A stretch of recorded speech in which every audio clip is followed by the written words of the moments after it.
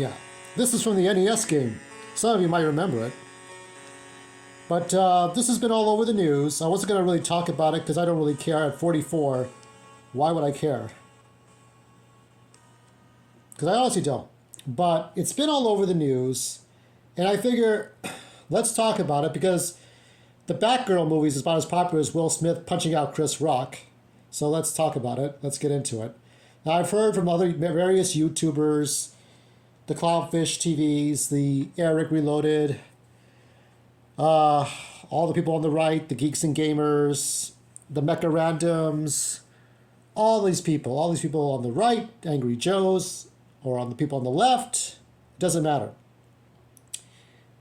So I talked about the costume ranking below the other costumes. When I last talked about this movie, we just saw the suit. And I liked the suit, but I thought it ranked below Dina Meyer's Birds of Prey Batgirl costume, and then also the sort of, what is it? The Yvonne Craig Batgirl. Now, speaking of canceled movies, of course, besides we know that this movie was canceled, there was a Batgirl pilot, the original Yvonne Craig Batgirl pilot that was going to involve Batgirl versus the Killer Moth. We would have seen the special guest villain being Killer Moth.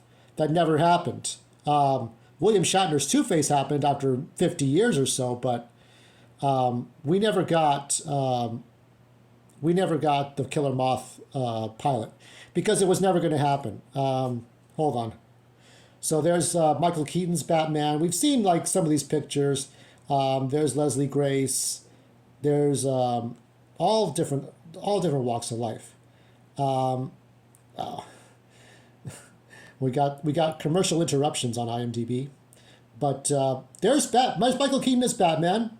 Great, looks like he hasn't aged at all, but you could tell he's that Dark Knight Returns, and there he is again. And there's two different pictures we see. We see J.K. Simmons back as Commissioner Gordon. We see Leslie Grace as Batgirl and Michael Keaton as Batman, which is a lot of conflicting things happening, and. She looks great here. I mean, I don't have a problem with this at all. But I know there's reshuffling to be done at Warner Brothers, which is important. Okay, I can't get through all the pictures. So let me tell a story here about all this. It seemed like a lifetime ago, but when I was a kid, the only way I really knew Superman and Batman and Wonder Woman and Aquaman and The Flash and all these people were together was by the cartoon Super Friends, which Alex Toth drew. It was done for Saturday mornings at 7 o'clock. So after you saw color bars, you hear the beep, or you see color bars, and you'd hear classical music. Then Super Friends came on, and all the other Hanna-Barbera stuff, and it was great. It was fun to watch these superheroes. It was fun to watch them all come together, because you knew what they were about. You had an idea, and then. I didn't really start collecting comics until the death of Superman in 92, and I followed through with all the superheroes because like Superman or Wonder Woman would hang out in Superman's own cartoon in 1988, and then the Boys and Girls Club stuff, and that's how everybody knew one another. And just today I went to watch Ultimate Edition of Batman v Superman, the one that Zack Snyder wanted, and it was really good. It is still better than the one released in theaters. It is not shit. And it is damn well worth your time. Now, maybe this is the thing. David Zaslav, who is the CEO of Discovery, has said that I think the gossip / clickbait, be careful of clickbait, okay?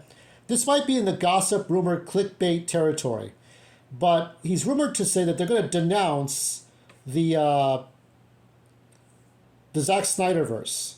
So maybe they're afraid that after Man of Steel being 2 hours, this movie being 3 hours, and Zack Snyder's Justice League being 4, that maybe the next movie will be 5 hours. I don't know what. So I feel personally it would be a mistake to get rid of all the Zack Snyder stuff, save for the actors. I mean, we want to see Henry Cavill as Superman. We're not sure who our Batman is. Joaquin Phoenix is Joker, and I guess Lady Gaga is Harley Quinn. I guess that's going to work out. But that's where we're at. So this is still in limbo as far as I'm concerned until we have confirmation. Not everybody accepts Justice League. That thing was a commercial failure. the Joss Whedon cut was a commercial failure. And I would not be so bold as to get rid of that. Now here, this is him talking about trying to copy. I guess the headline is copying off of Marvel's homework, which they tried with Zack, and that didn't work out. Maybe because you had Walter Hamada, you had Anne, you had a lot of people, a lot of talking heads committees fucking up everything. So what he's saying here is that you look at Batman, Superman, Wonder Woman, Aquaman, and these guys, these are brands everywhere, known everywhere. And the ability to drive those all over the world with great stories is a big opportunity for us. We have done a reset. We're restructuring the business. We're going to focus where there will be a team with a 10-year plan focusing just on DC. It's very similar to the structure that Alan Horn and Bob Iger put together very effectively with Kevin Feige. We think that we could build a long-term, much stronger, sustainable growth business out at DC. As part of that, we're going to focus on quality.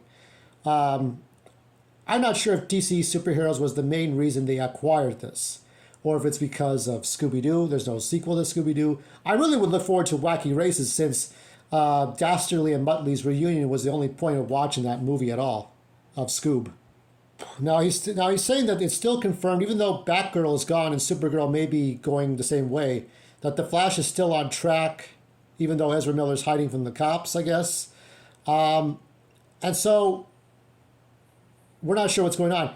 I was gonna do a random pod about Michael Keaton getting cheated. The only real victim I felt was Michael Keaton, because you not only dragged this poor old bastard to come back and do comic book movies, but to get in the fucking suit, and to get in the fucking suit to be told that his movie Batgirl's not going to come out, and that The Flash may not come out.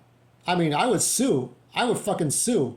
It was like Robin Williams. I think he said his exact words, "You wanted me to do the Joker, and then you said no thanks. Then you wanted me to play the Riddler for Batman 3 with Tim Burton directing, and you said no thanks. Well, fuck you." And I'm paraphrasing that. And I think Michael Keaton would say the same thing. You're getting me to do 2 movies, and it's kind of weird how this multiverse is going, because you have J.K. Simmons, who's the Justice League, Zack Snyder, Commissioner Gordon, and then you got Michael Keaton Batman from '89, and then a Batgirl. It's difficult to say what's going on, because one logic would assume that Batgirl would come after the Flash and Supergirl would come after the Flash. Are you just going to simply get rid of those? Is that it? So yeah, that's the tweet that confirms Flash is still going. I don't know what they're going to fucking do, because by Ezra Miller's behavior, stuff that he's alleged, I mean, again, we have to say allegedly, because we're not so sure. I'm not a judge. A judge would have to determine things, like, you know, when they determined O.J. Simpson was causing the deaths of his wife and shit. It's trying to keep him on board, and it's trying to keep the Flash movie going, and then whatever happens. Because that movie, Joss Whedon's Justice League, did not do so well.